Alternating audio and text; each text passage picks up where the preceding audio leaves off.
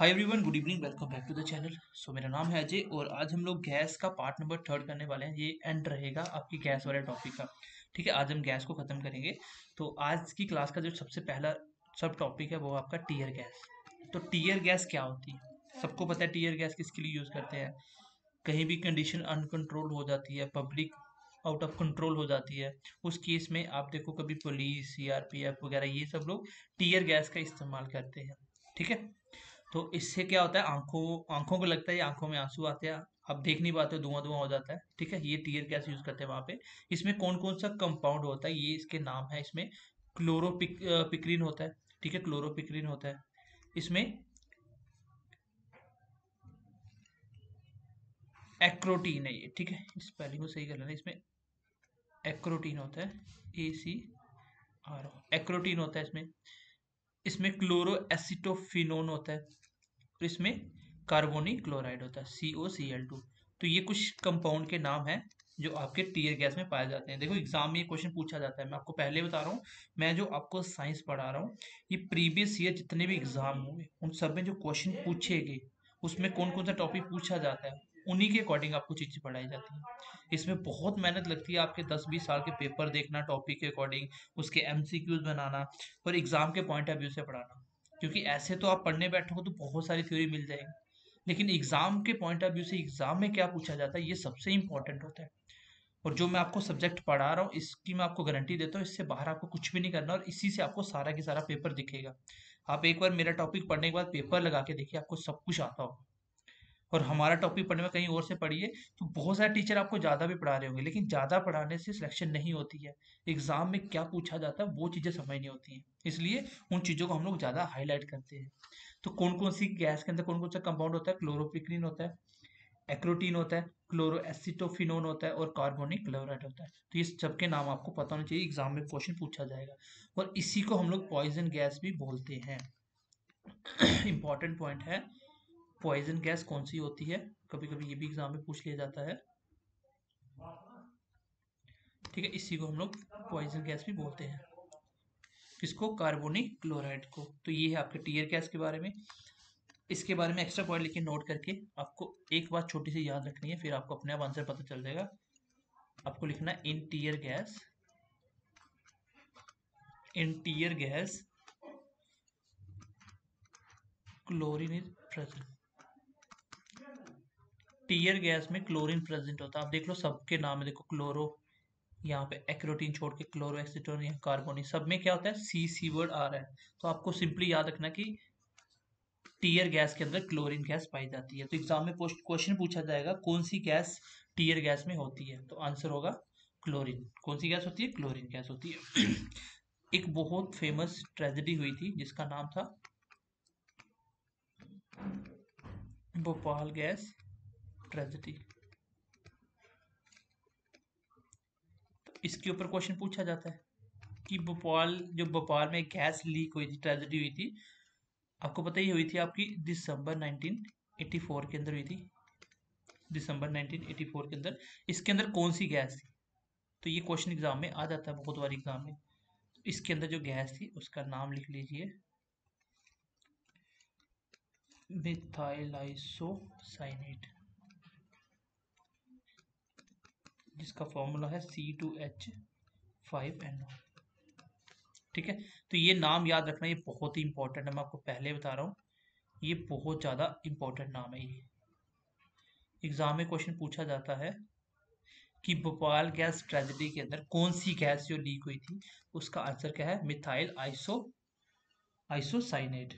Isocyanate ये आपका Bhopal gas tragedy के अंदर जो गैस लीक हुआ था। ठीक है, उसमें फैक्ट्री कौन सी थी उस टाइम भी? कौन सी फैक्ट्री में ये गैस लीक हुई थी? तो वो फैक्ट्री थी आपकी किसकी? पेस्टिसाइड की। तो ये एग्जाम में क्वेश्चन पूछे गए हैं। अगर आप भोपाल गैस ट्रेजेडी को पढ़ोगे तो आपको 10 पेजों का इसके ऊपर बड़े बड़े आर्टिकल मिल जाएंगे, लेकिन वहां से एग्जाम में क्या पूछा जाता है ये इंपॉर्टेंट है। जब आप कंटेंट को समझना स्टार्ट कर देते हो, जब आप पुराने पेपरों को देखते हो, आपको समझ आना स्टार्ट होती है। देखो जो बच्चा एक्सपीरियंस होता है, जो पहले से एग्जाम दे रहा है, वो एग्जाम क्यों क्रैक कर पाता है? जस्ट बिकॉज ऑफ डैट कि उसको ये पता होता है कि एग्जाम में इस टॉपिक से कैसे क्वेश्चन बनाया जा सकता है। जब आपको ये चीज़ समझ आना स्टार्ट हो जाएगी तो आपको भी एग्जाम पास करने में डिफिकल्टी नहीं होगी। एक फ्रेशर बच्चे के लिए सबसे बड़ी जो मतलब जो सबसे बड़ी मुश्किल होती है वो यही होती है कि बच्चा समझ ही नहीं पाता है कि इस टॉपिक में क्वेश्चन कैसे पूछा जाता है, इस टॉपिक को कैसे पढ़ना है। तो सबसे इंपॉर्टेंट चीज यही है, तो चीजों को एनालिस करना सीखिए, प्रीवियस ईयर क्वेश्चन को एनालिस कीजिए, कौन से टॉपिक में क्वेश्चन कैसे पूछा गया, तो अपने आप समझ जाएगी टॉपिक में क्या क्या पढ़ना होता है। ठीक है, चलिए टीयर गैस के बारे में हमने पढ़ा, जिसमें मैंने आपको बताया इसमें कंपाउंड होता है क्लोरोपिक्रिन, एसी एक्रोटीन, क्लोरो एसिटोफिनोन, उसके बाद कार्बोनिक क्लोराइड, और कार्बोनिक क्लोराइड को ही पॉइजन गैस भी बोला जाता है। फिर एग्जाम में क्वेश्चन पूछा जाता है कि जो भोपाल गैस ट्रेजेडी हुई थी 1984 में, इसमें कौन सी गैस लीक हुई थी, तो आंसर होगा मिथाइल आइसोसाइनेट। एंड दूसरी चीज पूछी जाती है कि जो भोपाल गैस ट्रेजेडी के अंदर जो गैस लीक हुई थी वो फैक्ट्री कौन सी थी, तो आंसर है वो पेस्टिसाइड की फैक्ट्री थी। कौन सी थी वो? पेस्टिसाइड की फैक्ट्री थी। ठीक है, चलिए आगे बढ़ते हैं, नेक्स्ट देखते हैं। यहाँ तक आई होप आप समझ पाए होंगे। तो इसी के साथ साथ भोपाल के साथ एक और ट्रेजेडी पूछा जाता है। ठीक है, इसी के साथ एक और लिख लो। एक हुई थी विशाखापट्टनम।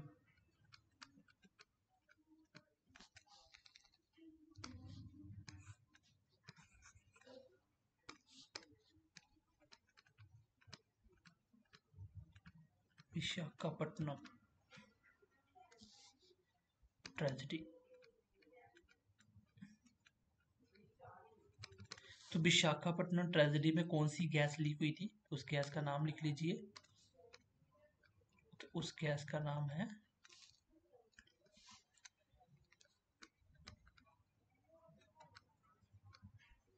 Styrene gas. ठीक है, स्टेरिन गैस। तो ये आपके क्वेश्चन का आंसर होगा। तो ये दोनों की दोनों ट्रेजेडी याद कर लेना, एग्जाम में क्वेश्चन पूछे जाते हैं कि विशाखापट्टनम जो ट्रेजेडी थी कौन सी गैस लीक हुई थी, और भोपाल गैस ट्रेजेडी में कौन सी गैस लीक हुई थी। भोपाल गैस ट्रेजेडी बारे में सबने सुना हुआ है, ठीक है, ये आपको इंपॉर्टेंट है, ये आपको पढ़ना भी अच्छे से। तो ये आपका टीयर गैस के बारे में। चलिए आगे बढ़ते हैं, आगे पढ़ते हैं गोबर गैस के बारे में। गोबर गैस क्या होती है, उसमें क्या क्या कंपाउंड होते हैं, क्या उसमें क्वेश्चन आता है। चलिए सिंपली पूछा जाएगा कि जो गोबर गैस होती है उसमें सबसे मेन कंपोनेंट कौन सा होता है, तो गोबर गैस में कौन सी गैस होती है? मीथेन गैस होती है। कौन सी गैस होती है? Methane CH4। उसके बाद सेकंड प्रेफरेंस में आप देखोगे कार्बन डाइऑक्साइड भी होता है, उसमें हाइड्रोजन गैस भी निकलती है। तो ये क्वेश्चन एग्जाम में पूछा जाता है। सबसे इंपॉर्टेंट मीथेन, गोबर गैस में कौन सी गैस होती है, तो मीथेन गैस होती है सबसे ज्यादा। ठीक है, ये आपको पता होना चाहिए। चलिए नेक्स्ट लिख लीजिए आप, नेचुरल गैस के बारे में। तो मैं आपको गैस के रिलेटेड वो सारे पॉइंट बता रहा हूँ जो एग्जाम में पूछे गए हैं, ठीक है, जिसको हम लोग CNG गैस भी बोलते हैं। और आपको पता है इसके ऊपर गाड़ियाँ भी बन रही हैं, जिसको बोलते हैं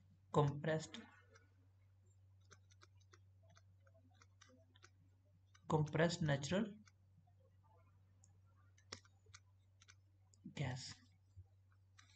तो CNG गाड़ियाँ भी आ रही हैं आजकल। ठीक है, इसमें कौन सी गैस होती है, तो आंसर होगा इसमें भी मीथेन गैस होती है। कौन सी गैस गैस होती है? मीथेन गैस होती है। अब जब ये चलती हैं, जब हम लोग गाड़ी चलाते हैं इसको, जब हम लोग क्या करते हैं, बर्न करते हैं, कंबूशन करते हैं इसका, तो यहाँ से भी क्वेश्चन पूछ लिया जाता है कभी कभी। जब इसको हम लोग यूज़ करते हैं, इसको बर्न करते हैं इसको, और सबकी मैं एक्स्ट्रा बताता हूँ आपको कि जब पेट्रोल बर्न होता है तो कौन सी गैस निकलती है।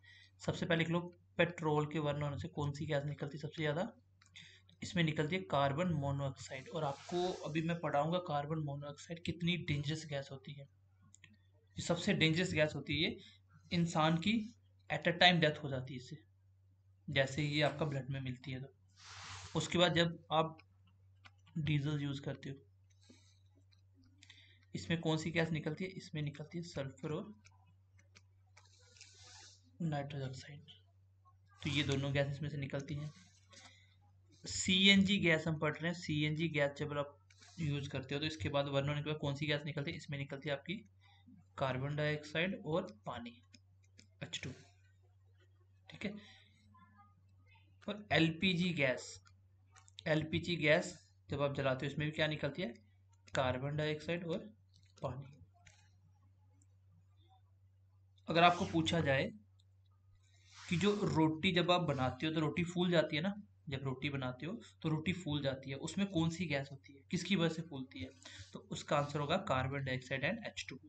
ठीक है, जो आपकी रोटी आप बनाते हो घर पे सुबह सुबह, वो जो रोटी फूलती है जब उसको बनाते हो, वो किसकी वजह से फूलती है, उसमें कौन सी गैस होती है? तो आंसर होगा उसमें कार्बन डाइऑक्साइड होती है, प्लस उसमें वाटर वेपर होते हैं। ठीक है, तो ये क्वेश्चन आपको पता होना चाहिए कि पेट्रोल बर्न होने से कार्बन मोनोऑक्साइड निकलती है, इसलिए ये बहुत डेंजरस होता है। डीजल बर्न होने से SO2 और NO2 गैस निकलती है। और जो आपकी नेचुरल गैस है, जिसको आप CNG गैस के नाम से जानते हो, नेचुरल गैस बर्न होने से आपकी कार्बन डाइऑक्साइड, हाइड्रो H2O, इसमें पानी रिलीज होता है, वेपर रिलीज होते हैं, वाटर। LPG गैस बर्न होने से भी सेम होता है, मतलब CNG और LPG गैस लगभग सेम है दोनों। ठीक है, लगभग सेम है। चलिए आगे बढ़ते हैं। इनके थोड़े अल्टरनेट नेम भी हैं जो एग्जाम में पूछ लिए जाते हैं। ठीक है, आई होप यहाँ तो समझ पाए होंगे। अब हम बात करते हैं नेक्स्ट इसी के अंदर जो LPG गैस थी। LPG गैस, ठीक है, LPG गैस, इसी का दूसरा नाम होता है डोमेस्टिक गैस, क्योंकि इसको हम लोग घरों में भी यूज करते हैं, LPG सिलेंडर हम लोग यूज करते हैं। अब देखो LPG गैस से कैसे क्वेश्चन पूछा जाता है, कौन सा क्वेश्चन पूछा जाता है, ये आपको पता होना चाहिए। घर पे हम लोग जो सिलेंडर यूज करते हैं वो LPG ही गैस यूज करते हैं उसमें। इसमें जो मेन कंपोनेंट होता है, सबसे पहले आपको ऑप्शन देना है बुटेन, सबसे पहला जो प्रेफरेंस होगी वो होगी बुटेन। पूछा जाए LPG गैस में कौन सा मेन कंपोनेंट होता है, तो आंसर होगा बुटेन गैस। उसके बाद आइसोबुटेन भी हो सकता है, उसके बाद प्रोपेन भी होता है। और अगर पूछा जाए जो लाइटर आता है, जो 10-20 का लाइटर आता है ना, जिस जो जलाने के काम आता है, छोटा सा लाइटर होता है, उसके अंदर भी जो गैस होती है पानी की तरह आपको दिखता है लिक्विड, उसमें भी LPG गैस होती है, उसमें भी LPG गैस होती है। लेकिन सबसे इम्पोर्टेंट क्वेश्चन ये है कि इसमें क्वेश्चन ये पूछा जाता है कि जो आपकी LPG गैस होती है, LPG सिलेंडर होता है, जो आपका डोमेस्टिक गैस होती है, उसको उसके लीक होने से स्मेल आती है, वो स्मेल किसकी वजह से आती है?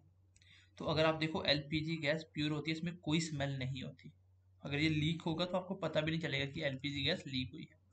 बट इसमें मिलाई जाती है क्या, एक स्मेलिंग एजेंट ऐड किया जाता है जिसकी वजह से स्मेल आ जाए, और अगर लीक हो तो पता चल जाए। तो इसका नाम है इथाइल, इथाइल मरकैप्टन, MERCAPTAN। ठीक है, और इसका फॉर्मूला है C2H5SH, C2H5HS, और इसी का दूसरा नाम होता है थायोएथेनॉल। तो ये क्वेश्चन बहुत ही ज़्यादा इंपॉर्टेंट है एग्जाम के पॉइंट ऑफ व्यू से। एग्जाम में क्वेश्चन पूछा जाता है कि LPG गैस में स्मेल किसकी वजह से होती है, due to presence of ethyl mercaptan और थायोएथेनॉल। तो ये आपके एग्जाम के पॉइंट ऑफ व्यू से इम्पोर्टेंट है। इसी गैस के ऊपर ये भी, ठीक है, ये बहुत इंपॉर्टेंट है कि नेचुरल राइपनिंग एजेंट होता है जो फ्रूट्स को पकने में हेल्प करता है, वो कौन सा होता है? वो होता है एथाइलिन। ठीक है, इसी को बोला जाता है, इसी को बोला जाता है फ्रूट्स राइपनिंग हार्मोन्स, हार्मोन्स। तो क्या आंसर होगा उसका? एथाइलिन। पूछा जाए कि जैसे फ्रूट्स किसकी वजह से पकता है, तो उसका आंसर होगा एथाइलिन। तो ये आपको आंसर देना है। लेकिन क्वेश्चन एग्जाम में ये पूछा जाता है कभी कभी, क्योंकि जब हम लोग फ्रूट्स को कच्चा उतार लेते हैं तो उसको कहीं एक्सपोर्ट करते हैं, आगे पीछे एक्सपोर्ट करते हैं, तो उसको हम लोग अगर पका के एक्सपोर्ट करेंगे खराब हो जाएगा, इसलिए हम लोग कच्चा उतार लेते हैं। फिर उसको पकाने के लिए हम लोग क्या करते हैं, एक आर्टिफिशियल होती है, आर्टिफिशियल राइपनिंग एजेंट यूज करते हैं। तो एग्जाम में क्वेश्चन पूछा जाता है, इसका आंसर होगा आपका, उसको बोलते हैं एसिटिलीन, इसका फॉर्मूला C2H2। फॉर्मूला इंपॉर्टेंट नहीं है, लेकिन ये दोनों नाम बहुत इंपॉर्टेंट है। अगर पूछा जाए नेचुरल राइपनिंग एजेंट कौन सा होता है, तो इथाइलिन होता है। पूछा जाए आर्टिफिशियल कौन सा होता है, तो आंसर होगा एसिटिलीन। ठीक है, एसिटिलीन।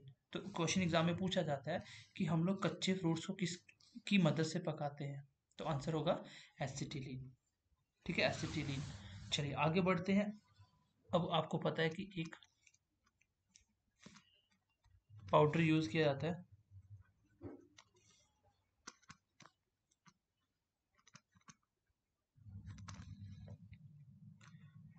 तो उसका आंसर है, उसमें जो पाउडर का नाम वो है कैल्शियम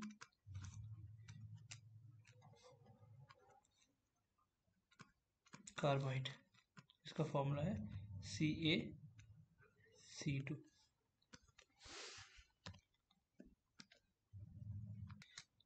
अब कभी मान लो आपने कोई फ्रूट्स लिया मार्केट से, कोई मान लो आपने एप्पल की कोई मतलब पूरी एक पेटी ले ली, तो आप देखते हो कि वो उसमें ना एक सफेद कलर का पाउडर होता है। बेसिकली वो पाउडर ही क्या करता है, ये जो फ्रूट्स को पकाने के लिए पाउडर यूज किया था, ये क्या होता है, इसका फॉर्मूला है CaC2। जब ये पानी के साथ रिएक्ट करता है, जब ये पानी के साथ रिएक्ट करता है, तब इसमें से गैस निकलती है, कौन सी, जो आपको चाहिए, तब इसमें गैस निकलती है। तो इसी गैस का नाम क्या है, जो हमने ऊपर लिखा, ये वाली एसिटिलीन, क्योंकि इसी से तो फ्रूट पकेगा, C2H2 से। तो क्वेश्चन एग्जाम में ये पूछा जाएगा कि जो हम लोग फ्रूट्स को पकाने के लिए पाउडर यूज करते हैं वो कौन सा होता है, उसका आंसर होगा कैल्शियम कार्बाइड। और कैल्शियम कार्बाइड से ही हमारी गैस बनती है, जिससे फ्रूट पकता है। तो ये है आपका छोटा सा एलपीजी के ऊपर कॉन्सेप्ट, एंड आई होप कि आप समझ पाए होंगे। एलपीजी को मैं दोबारा से रिपीट कर देता हूँ, इंपॉर्टेंट है। हम लोग पढ़ रहे हैं गैस को, और गैस आज हम लोग खत्म करने वाले हैं, इंपॉर्टेंट सब कुछ पढ़ने वाले हैं।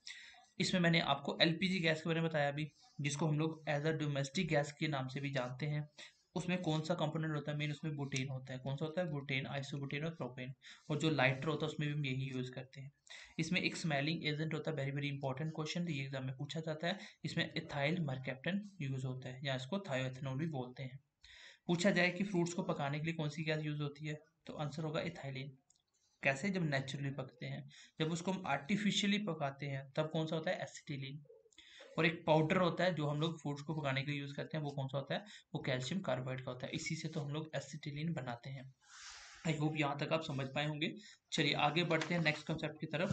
अगर पूछा जाए कि कौन सी गैस आर्टिफिशियल फ्रूट्स को पकाने के काम आती है, तो आंसर क्या दोगे आप, आंसर क्या दोगे आप आंसर दोगे इथाइलिन। ठीक है, इथाइलिन। लेकिन अगर पूछा जाए कि आर्टिफिशियल पूछा जाए तो एसिटिलीन, और अगर नेचुरली पूछा जाए तो इथाइलिन। ठीक है, चलिए आगे बढ़ते हैं, नेक्स्ट गैस के बारे में जान लेते हैं। अब हम नेक्स्ट गैस की बात करेंगे, जिसका नाम है हाइड्रोजन गैस। इसके बाद हम कार्बन डाइऑक्साइड और कार्बन मोनोऑक्साइड के बारे में पढ़ेंगे, जहां से भी क्वेश्चन एग्जाम में पूछा जाता है। सबसे पहले देखो, इसको डिस्कवर किसने किया था। इसको डिस्कवर करने वाले का नाम क्या था, उसका नाम था हेनरी कैवेंडिश। किसने किया था, हेनरी कैवेंडिश ने इसको डिस्कवर किया था। ठीक है,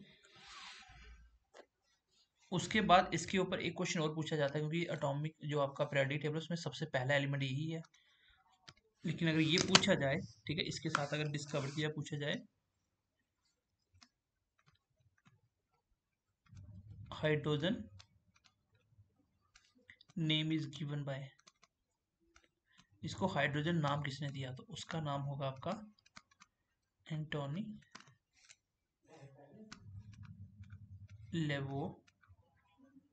लेवोशियर। और इसी को क्या बोला जाता है, इसको फादर ऑफ केमिस्ट्री भी बोला जाता है, फादर ऑफ केमिस्ट्री भी बोला जाता है।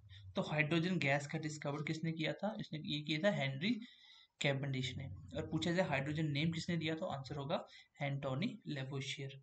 तो ये एग्जाम में क्वेश्चन कभी कभी पूछ लिया जाता है। अब ये भी पूछा जाता है, अगर आपको पूछा जाए, आपको बोला जाए हाउ टू चेक कंबस्टिविटी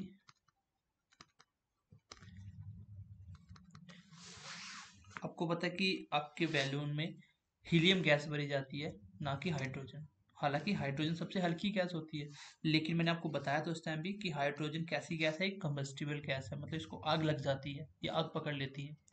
तो अगर किसी गैस को चेक करना हो कि ये आग पकड़ती कि नहीं पकड़ती, तो कैसे चेक करोगे, तो उसका चेक करने का तरीका क्या होता है, जैसे हाइड्रोजन गैस को ऑक्सीजन से रिएक्ट होते ही ये क्या देती है आपको, पानी, पानी में कन्वर्ट हो जाती है। इसका मतलब ऐसी कोई भी गैस जो ऑक्सीजन के साथ रिएक्ट करके एक नया प्रोडक्ट दे दे, तो वो क्या है, वो कंबस्टिबल है। If react with if react with oxygen then new product form. it means gas is combustible. तो क्वेश्चन एग्जाम में पूछा जाता है कि गैस की कंबस्टिबिलिटी कैसे चेक की जाती है, तो आंसर होगा कि अगर वो ऑक्सीजन के साथ रिएक्ट करके एक नया प्रोडक्ट बना देती है, दैट मीन्स कि वो गैस कैसी है, वो कंबस्टिबल है। कैसी है वो? कंबस्टिबल। सो हम लोग कह सकते हैं कि जो हाइड्रोजन है इट इज कंबस्टिबल गैस। जो हाइड्रोजन है कैसी गैस है? ये एक कंबस्टिबल गैस है, ये आग पकड़ लेती है। ठीक है। अब क्वेश्चन एग्जाम में ये पूछा जाता है, बोलता है कि जो हाइड्रोजन है वो कंबस्टिबल है, देन उसका जो रिजल्ट बनता है जब वो ऑक्सीजन के साथ रिएक्ट करती है तो उसका रिजल्ट क्या बनता है? तो आंसर आएगा वाटर वेपर। अगर वाटर वेपर नहीं हो तो आप वाटर आंसर लगाओगे। पूछा जाए कि हाइड्रोजन जब ऑक्सीजन के साथ रिएक्ट करती है तो कौन सी चीज नया प्रोडक्ट बनता है, तो आंसर होगा पानी बनता है। कभी कभी वाटर वेपर लिखा होता है, कभी वाटर लिखा होता है। पूछा जाए इसको कंबस्टिबिलिटी की कैसे चेक करते हैं, देन आंसर कैसे दोगे कि अगर कोई भी प्रोडक्ट ऑक्सीजन के साथ रिएक्ट करके कोई नया प्रोडक्ट फॉर्म करता है, that means that gas is combustible. So ये एक तरीका होता है गैस को चेक करने का। पहला पॉइंट आपको हाइड्रोजन के लिए ये याद रखना है, it is discovered by Henry Cavendish, and इसका नाम जो दिया उसका नाम बता दिया मैंने। दूसरा पॉइंट आपको याद रखना है कि आपको अगर कंबस्टिबिलिटी चेक करनी हो कैसे कहते हैं वो बता दिया, सो डैट हमने कहा कि जो हाइड्रोजन गैस है ये भी एक कंबस्टिबल गैस है। आपको सिंपली याद रखना है कि hydrogen gas is a combustible gas.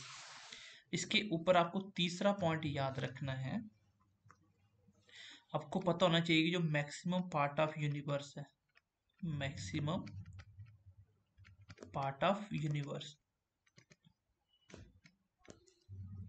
Is made up of hydrogen gas. Universe का जो मैक्सिमम एरिया, जो मैक्सिमम पार्ट है, that is made up of hydrogen gas. सबसे ज्यादा पूछा जाए यूनिवर्स में कौन सी गैस है, तो answer will be hydrogen gas. सबसे लाइटेस्ट कौन सी गैस है? Hydrogen gas. लेकिन कौन सी? कंबस्टिबल, जिसको आग लग सकती है। ठीक है। थर्ड पॉइंट हो गया कि मैक्सिमम यूनिवर्स में किसका पार्ट है? आपका हाइड्रोजन का पार्ट है। एंड नेक्स्ट फोर्थ पॉइंट देखिए, आपको फोर्थ पॉइंट क्या याद रखना है इसके ऊपर कि ये क्या होती है? गुड फ्यूल कंडीशन गैस होती है। कैसी होती है? गुड फ्यूल कंडीशन गैस होती है। कैसी होती है? Good fuel condition. अब गुड फ्यूल कंडीशन कैसे पता चलता है? इसका पता कैसे चलता है? एक तो आपका जो पोल्यूशन है वो कम होना चाहिए।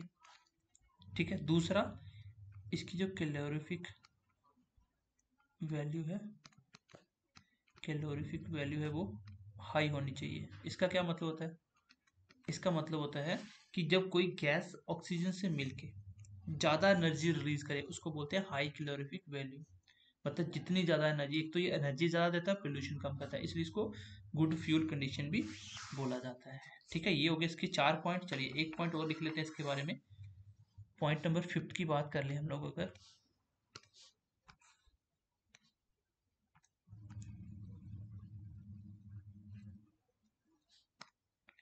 पॉइंट नंबर 5 की बात कर लेते हैं,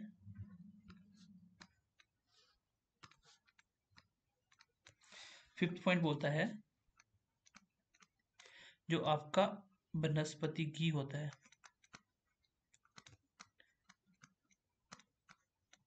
जो वनस्पति घी होता है इसमें कौन सी गैस होती है? इसमें भी हाइड्रोजन गैस पाई जाती है।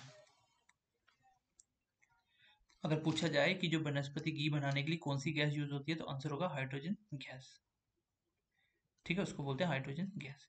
कोई भी चीज जिसको हम लोग हाइड्रोजन गैस से बनाते हैं उसको बोलते हैं हाइड्रोजनरेशन। हाइड्रोजनरेशन, जिसको हम लोग रिडक्शन का मेथड बोलते हैं।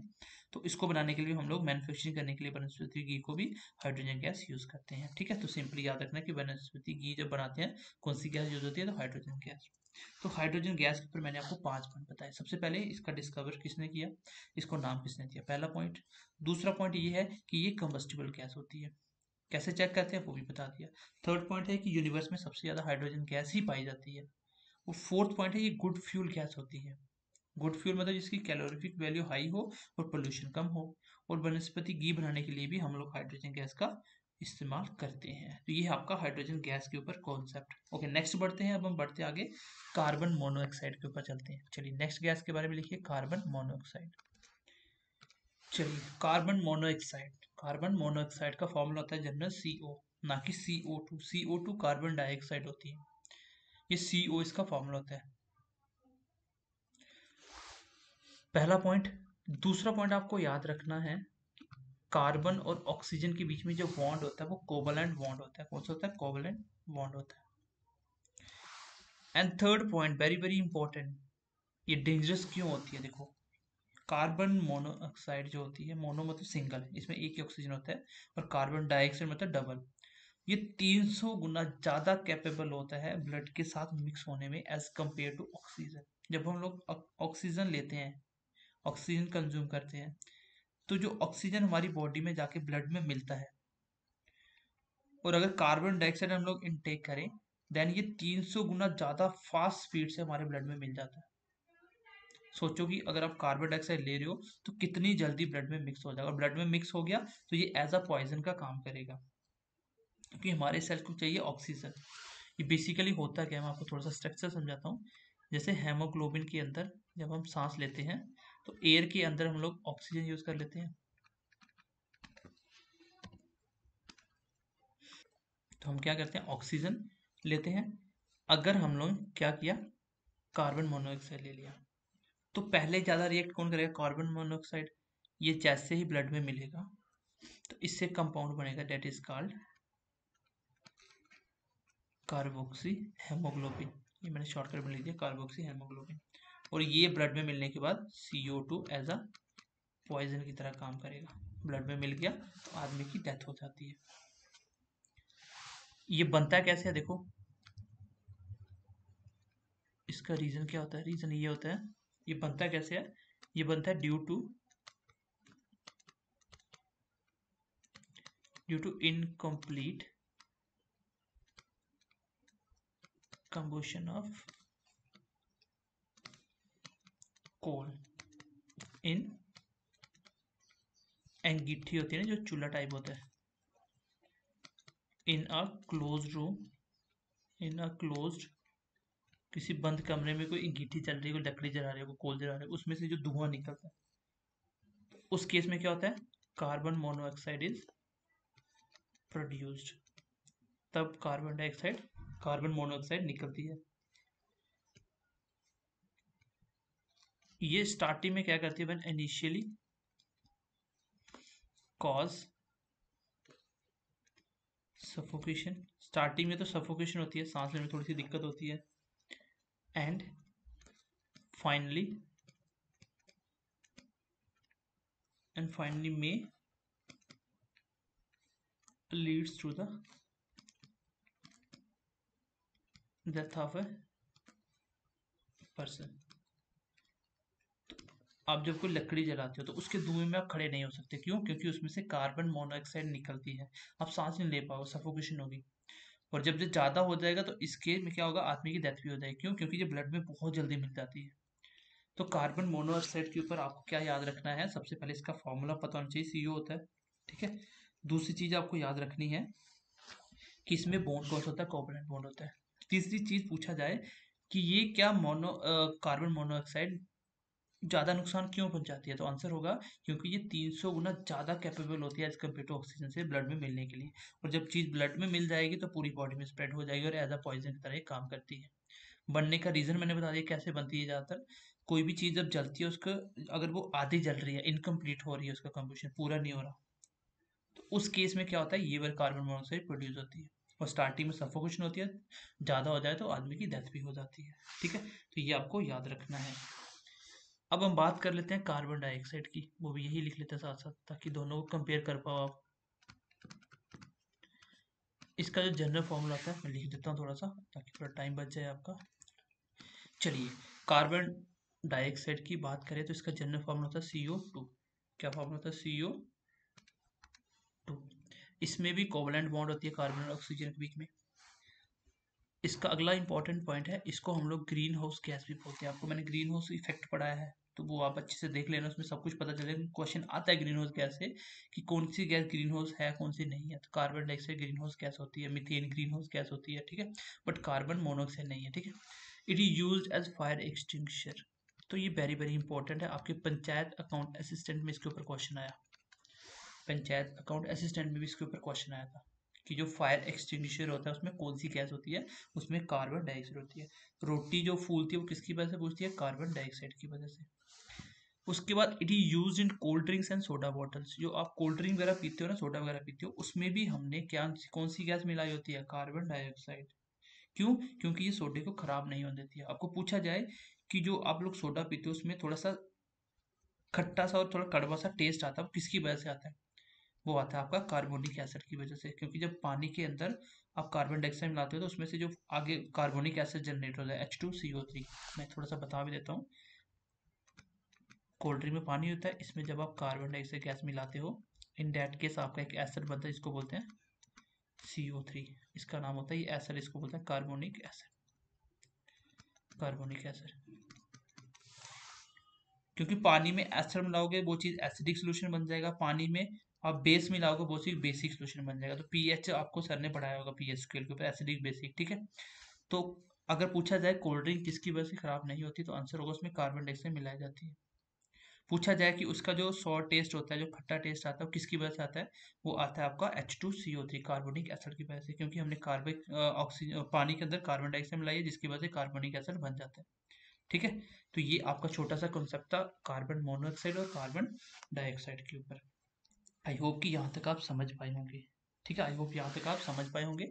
नेक्स्ट बढ़ते हैं आगे, ये इंपॉर्टेंट पॉइंट थे इसके, ठीक है। आई होप यहाँ तक आप समझ पाए होंगे। चलिए इसी के ऊपर एक और यूज कर लीजिए, इसी पॉइंट के ऊपर। It is use in bakery. जो बेकरी की दुकानें होती हैं तो ये भी यूज़ करते हैं, जैसे ब्रेड वगैरह को फुलाने के लिए। मैंने आपको बोला ना रोटी किससे फूलती है, तो वो कार्बन डाइऑक्साइड से फूलती है। एंड आई होप कि आप यहाँ तक मेरी बात को समझ पाए होंगे, ठीक है। कि अगर आपको पूछा जाए कि कोल्ड ड्रिंक का खट्टा टेस्ट किसकी वजह से आता है, उसका जो सॉर टेस्ट होता है वो किसकी वजह से आता है, तो आंसर क्या होगा, आंसर क्या दोगे आप, तो आपको मैंने बता दिया कार्बोनिक एसिड। लेकिन अगर ये ऑप्शन में नहीं हुआ तो, जैसे मैं क्वेश्चन लिख देता हूँ, नोट में लिख लेना आप, नोट में लिख लेना आप।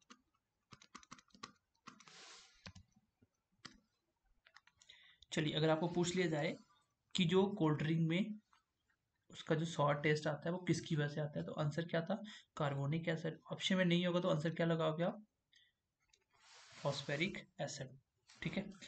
अगर पूछ लिया जाए कि जो ड्राई पाउडर यूज होता है, जो फायर एक्सटिंग्विशर होता है, आग को बुझाने वाला जो सिलेंडर होता है, उसमें मैंने आपको पूछा गैस हो तो कौन सी होगी, कार्बन डाइऑक्साइड।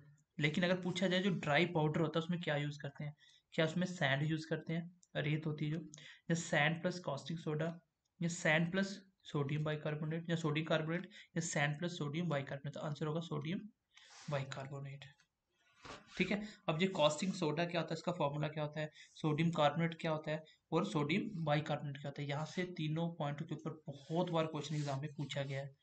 चलिए लिख लो आप, जो कॉस्टिंग सोडा वो क्या होता है, उसका फॉर्मूला क्या होता है। ये क्वेश्चन एग्जाम में इसके फॉर्मूले पूछे जाते हैं, ठीक है। कॉस्टिंग सोडा का जो फॉर्मूला होता है वो क्या होता है, होता है NaOH, सोडियम हाइड्रोक्साइड, जिसको बोलते हैं क्या, सोडियम, जो सोडियम हाइड्रोक्साइड होता है वो किसका बना होता है, और उसको कॉस्टिंग सोडा किसको बोलते हैं, सोडियम हाइड्रोक्साइड को ही बोलते हैं। सोडियम और ऑक्सीजन और हाइड्रोजन का मिलकर बनता है। इसका जो हम लोग यूज़ करते हैं वो किसके लिए करते हैं, इसका भी यूज़ करते हैं जो हार्ड साबुन वगैरह होते हैं, सोप, हार्ड सोप में हम वो किसका इस्तेमाल करते हैं, कॉस्टिंग सोडा का। जो आपके साबुन होते हैं हार्ड, उसमें हम कौन किस चीज़ का यूज़ करते हैं, उसमें हम लोग कॉस्टिंग सोडा का इस्तेमाल करते हैं। कॉस्टिंग सोडा किसको बोलते हैं, NaOH को ही हम कॉस्टिंग सोडा बोलते हैं। पहला पॉइंट तो ये हो गया। सेकेंड पॉइंट क्या है, मैंने आपको क्या बताया, सोडियम कार्बोनेट। एग्जाम में क्वेश्चन इसके फॉर्मूले हमेशा पूछे जाते हैं, इसके दूसरे नाम पूछे जाते हैं। पूछा जाएगा कॉस्टिंग सोडा का फॉर्मूला क्या होता है, NaOH होता है, याद रखना। सोडियम हाइड्रोक्साइड को ही कॉस्टिंग सोडा बोला जाता है। अब देखिए सोडियम कार्बोनेट का फॉर्मूला क्या होता है, इसका फॉर्मूला होता है Na2CO3। और इसका जो दूसरा नाम होता है वेरी वेरी इंपॉर्टेंट, इसको बोलते हैं हम लोग सोडा एस, इसको हम लोग सोडा एस के नाम से जानते हैं। अब इसको क्या करते हैं, देखो इसमें से एक चीज और बनाते हैं, सोडियम कार्बोनेट में हम लोग ऐड कर देते हैं इसकी 10 टाइम्स, इसमें पानी मिलाते हैं हम मॉलिक्यूल्स इसके, तो ये बनता है NaCO3 10 टाइम्स H2, जिसको बोलते हैं वॉशिंग सोडा। क्या बोलते हैं इसको, वाशिंग सोडा। तो वाशिंग सोडा का फॉर्मूला क्या होता है, तो ये आंसर होगा इसका, ये आंसर होगा इसका। नाम अगर पूरा लिखोगे, इसको आप लिखोगे सोडियम कार्बोनेट डेकाहाइड्रेट, डेका मतलब 10 हाइड्रेट। तो सिंपली आपको याद रखना है वॉशिंग सोडा का जो फॉर्मूला होता है वो क्या होता है, उसको सोडियम कार्बोनेट का ही होता है, सोडियम कार्बोनेट का इसका दूसरा नाम होता है, जिसका सिंपल फॉर्मूला NaCO3 ही होता है। मतलब NaCO3 में ही आप लोग पानी मिला देते हो, जिसको आप लोग वॉशिंग सोडा के नाम से जानते हो। और वॉशिंग सोडा किसके लिए इस्तेमाल होता है, ये यूज होता है आपका, it removes a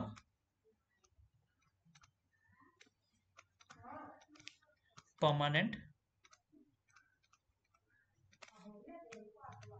hardness of water. ये पानी की जो परमानेंट हार्डनेस होती है उसको रिमूव करने के काम आता है। देखो एग्जाम में क्वेश्चन पूछा जाता है वॉशिंग सोडा का फॉर्मूला क्या होता है, वॉशिंग सोडा का फॉर्मूला क्या होता है NaCO3। इसको हम लोग वॉशिंग सोडा का दूसरे नाम से हम लोग सोडियम कार्बोनेट नाम से भी जानते हैं। लेकिन कब बनता है ये वॉशिंग सोडा, जब उसमें पानी ऐड करते हैं, जब उसमें पानी ऐड करते हैं, सही में इसका फॉर्मूला होता है NaCO3 Na2CO3 10 टाइम्स H2O। तो वॉशिंग सोडा किसके लिए यूज होता है, ये पानी की परमानेंट हार्डनेस होती है उसको रिमूव करने के काम आता है। ये बहुत ही इंपॉर्टेंट पॉइंट है, पहले बता रहा हूँ कि आपको पूछा जाए कॉस्टिंग सोडा किसको बोलते हैं, तो बोलते हैं सोडियम हाइड्रोक्साइड को। आपको पूछा जाए वॉशिंग सोडा किसको बोलते हैं, तो आंसर होगा सोडियम कार्बोनेट को।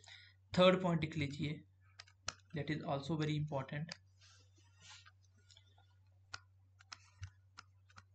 Sodium bicarbonate.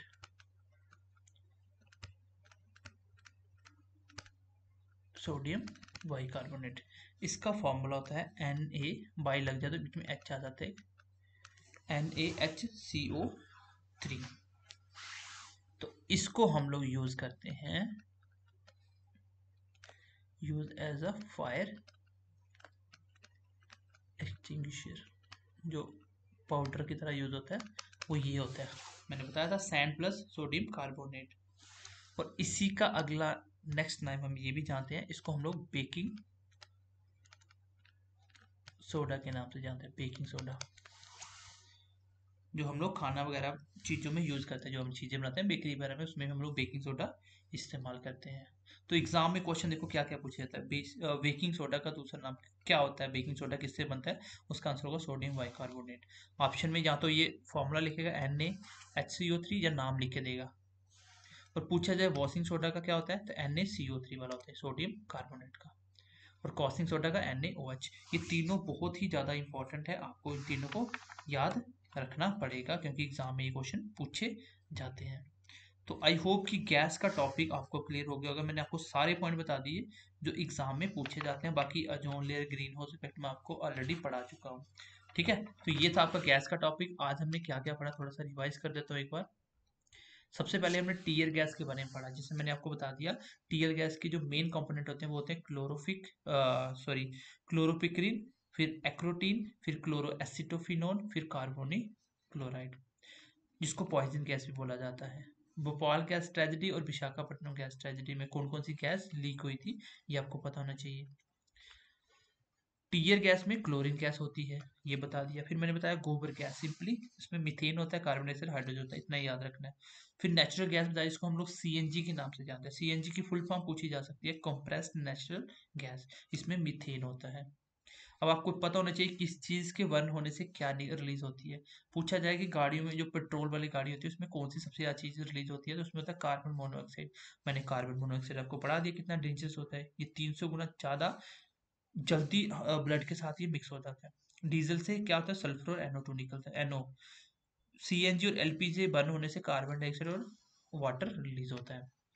फिर मैंने एलपीजी गैस से बता दिया, इसमें बुटेन होता है, याद रखना। फिर मैंने बताया स्मेलिंग एजेंट कौन सा होता है, इथाइल मरकैप्टन होता है इसमें। फिर मैंने आपको बताया कि जो नेचुरल और आर्टिफिशियल राइपनिंग जो एजेंट होता है उसमें क्या होता है, इथाइलिन होता है आपका नेचुरल, और आर्टिफिशियल होता है एसिटिलीन। फिर मैंने आपको बताया पाउडर यूज होता है, उसमें कौन सा होता है, वो कैल्शियम कार्बाइड का पाउडर यूज होता है, उसी से बाद में एसिटिलीन निकलता है। उसके बाद मैंने हाइड्रोजन गैस बताया, इसका मैंने बताया डिस्कवर किसने किया था। फिर मैं बताया ये कम्बस्टिबल होता है। फिर मैं बताया maximum part of the universe किससे बना हुआ, हाइड्रोजन से बना हुआ है। गुड फ्यूल कंडीशन भी इसको बोला जाता है, उसको वनस्पति घी बनाने के लिए भी इसका इस्तेमाल होता है।